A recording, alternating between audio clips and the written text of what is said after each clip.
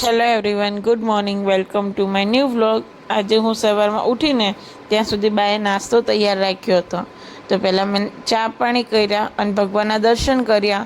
દર્શન કરીને કામ બધું બાકી હતું તો મેં ફટાફટ બધે ઝાપટી નાખ્યું અને ભાભીએ પાછળને પાછળ સામેણી લીધી એટલે ભાભીએ કચરો કાઢી દીધો બધીથી અને મેં પછી પોતું એ કરી જ નાખ્યું. મેં કીધું કામ પહેલાં પતી જાય. અને ત્યાં થોડીક જ વારમાં જોયું ને તો દક્ષને જમવાનો ટાઈમે થઈ ગયો હતો. તો ફટાફટ રસોઈ કરવા લીધી હાથમાં. તો બાને પૂછ્યું કે બા શું બનાવું જમવામાં. તો બાએ કીધું કે કઢી ભાત ખાવા છે આજ બાને. તો મેં એમના માટે કઢી ભાત રોટલી અને મારા ને ભાભી માટે બટેકાનું શાકે બનાવ્યું હતું. અને હું ને ભાભી બંને જમવા બેસી ગયા. જમીને થોડુંક કામ બાકી હતું એ પતાવ્યું.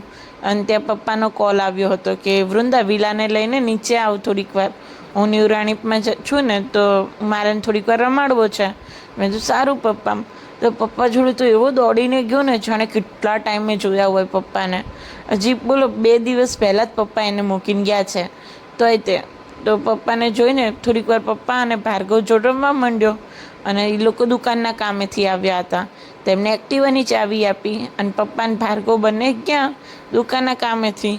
એમને કામે ગયા ને ત્યાં તો થોડીક વાર વિલો મારી સામે જ નહોતો જોતો. બોલો, પરાણે મનાઈને હું એને ઉપર લઈને આવી અને ત્યાં દક્ષ અમારા માટે મસ્કાબન લઈને આવ્યો હતો. કારણ કે હમણાંથી અમે મેન ભાભી બંને મસ્કાબન નહોતા ખાતા. તો થોડીક જ વારમાં મમ્મીએ મને વિડીયો સેન્ડ કર્યો. મમ્મી આજે માંડલથી ચાલીને વખાડા ગઈ હતી. અહીંયા છે ને કેવું, માંડલથી કે ગમે તે ગામથી કારતક મહિનાનો શનિવાર આવે ને એટલે બધા લોકો ચાલીને વગાડા આવે. અને આ વડાની પ્રસાદી ધરાવે હનુમાનજીને. અહીંયા એટલી મજા આવે ને. આ વખતે તો કેટલી મસ્ત ડેકોરેશન છે. મેં આ બધું મિસ કરી દીધું બોલો. અને ત્યાં થોડીક જ વારમાં પપ્પાનો કોલ આવ્યો કે વૃંદા જમવાનું છે અમારે. તો અમે બધા માટે આલુ પરોઠા બનાવ્યા અને મને તો ભૂખ જ નહોતી. તો મેં બસ સ્કિન કેર કર્યું.